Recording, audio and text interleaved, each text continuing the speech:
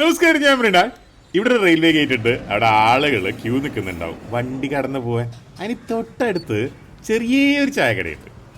നല്ല ബ്യൂട്ടിഫുള്ളാണ്. കട തുടങ്ങിയിട്ട് ഏകദേശം 35 വർഷത്തോളമായി. ഫാദറായിട്ട് തുടങ്ങിയതാണ്. അപ്പോൾ നടത്തിക്കൊണ്ടിരിക്കുന്നത് അനിയനാണ്. ഇത് സ്പെഷ്യൽ എന്ന് പറഞ്ഞാൽ ബീഫ് ഫ്രൈ, ചിക്കൻ റോസ്റ്റ്, രാവിലെ ദോശ, അപ്പം, ഇടിയപ്പം, പൊറോട്ട, കടലക്കറി, കിഴങ്ങറി, മുട്ടക്കറി, അങ്ങനെയുള്ള എല്ലാ ഐറ്റവും ഉണ്ട്. സ്പെഷ്യൽ എന്ന് പറഞ്ഞാൽ ബീഫ് ഫ്രൈ ആണ്. ചിക്കൻ റോസ്റ്റും ഉണ്ട്. രാവിലെ 7 മണി തൊട്ട് രാത്രി 9 വരെ ഉണ്ട്. സാധാരണ ഇപ്പോൾ പൊതുവേ ഇവിടെ എല്ലാ ദിവസവും തിരക്കുന്നതായിരിക്കും. സാധാരണക്കാരുടെ ഫുഡെല്ലാം ഇവിടെ ഉള്ളതുകൊണ്ട് എല്ലാ മട്ടൺ അങ്ങനെയുള്ള സംഭവങ്ങളൊന്നുമില്ല. എല്ലാം ഒരു 200-150 രൂപയ്ക്കൊന്നും എല്ലാവർക്കും ആഹാരം കഴിക്കാൻ പറ്റുന്ന ഒരു സ്ഥലമായതുകൊണ്ട് എല്ലാവരും സാധാരണക്കാരും ജോലിക്കാരും എല്ലാം രാവിലെ തന്നെ ഇവിടെ തന്നെ വരും. വഴിമാറട മുണ്ടക്കൽ ശേഖര.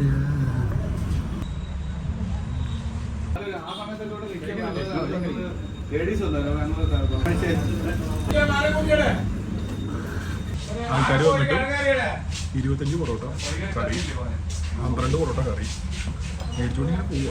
എന്താ അല്ലേ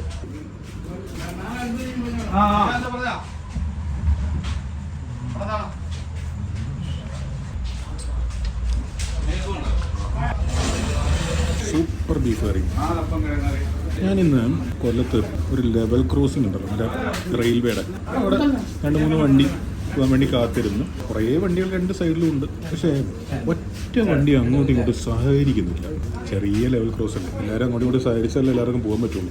ഓട്ടോറിക്ഷയും ബൈക്കും ഒക്കെ കുത്തി കയറ്റി ആർക്കും പോകാൻ പറ്റാത്ത ഒരു പരുവത്തിലായിരുന്നു. അതെന്താ അങ്ങനെ? സാധാരണ ഒരു ലെവൽ ക്രോസിങ്ങിലൊക്കെ എല്ലാവരും അങ്ങോട്ടും ഇങ്ങോട്ടും സഹകരിച്ചിട്ടല്ലേ പോവാം. ഇപ്പം എല്ലാവരും തിരക്കിലായതുകൊണ്ടാണോ അതോ ഇവിടുത്തെ ഒരു പ്രത്യേകതയാണോ?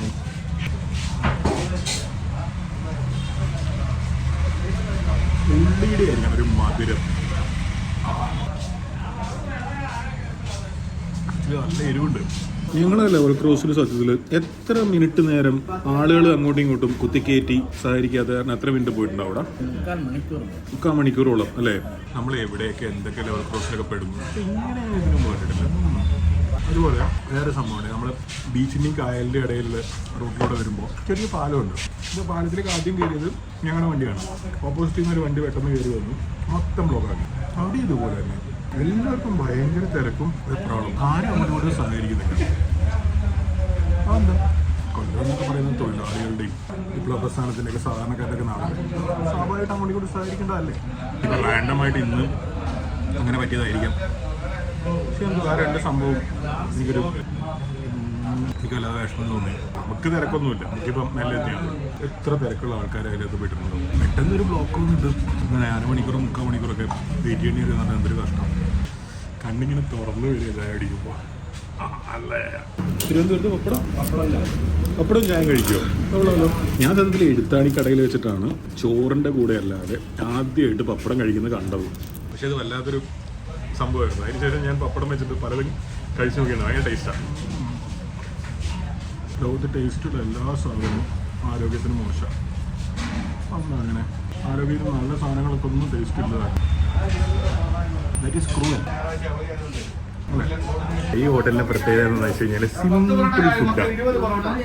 പപ്പടം, അപ്പം, ഇടിയപ്പം, ദോശ, പൊറോട്ട, ബീഫ്, ഇതെല്ലാം സിമ്പിളാണ്.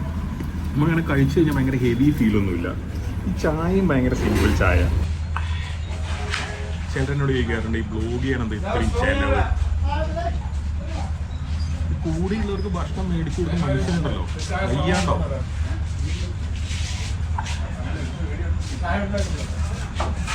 ഈ ലെവൽ ക്രോസിംഗ് നേരത്തെ പറഞ്ഞ പോലല്ല കേട്ടോ, ക്ഷമയോടെ കാത്തു നിൽക്കുന്ന നാട്ടുകാരാണ്.